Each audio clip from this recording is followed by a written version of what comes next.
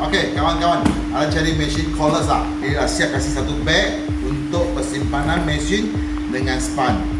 Jom kita buka tengok. Okey, line. Nampak? Dalam dia sudah sediakan mesin 1 biji, backing plate 2 inci, 1 inci nak sedia, bateri 2 biji. Nampak bateri 2 biji. Okey, charger 1. Span conch ada 4 saiz yang bertakung sikit.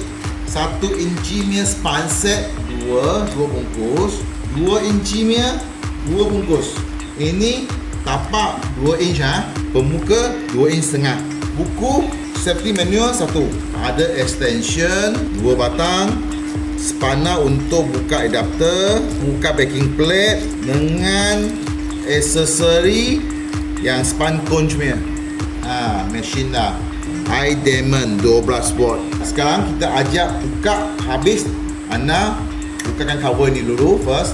Keluarkan spanner dari jig bag sini, masuk dengan sub sekali, and then bukakan adapter. Okay, adapter DA ni. Nah, buka keluar bentuk macam ni. Pin halus ni. Depan adapter sini dia satu lubang. Anda masukkan dengan pin macam ni. Pusingkan backing plate. Dia ada satu anak panah. Dia akan masuk. Tengok anak panah sudah lock kan. Backing plate sudah boleh buka. Okay. First kita try bentuk AO. Anda hanya masuk dengan backing plate saja. Okay. Backing plate masuk 2 inch, and then ambil spanner ini, anda lockkan sharp, kuatkan, masukkan bateri. Nampak sini ada bentuk anak panah. Anda masuk aja. Okey, masuk. Lepas tu on off kat sini. Kita on. Okey, and then dia ada 7 speed. Boleh nampak logo positif ni. Okey, anda tekan 1 2 3 4 5 6 7. Top speed dia 7. So anda boleh tengok bunyi banyak halus. Dia tak bising. Body ringan. So anda nak outside dia senang. So ini 7. And then kita nak low speed macam mana? Boleh tekan gambar negatif ni. Jadi sampai 1. And then off kan. So sekarang kita bukakan 2 inch.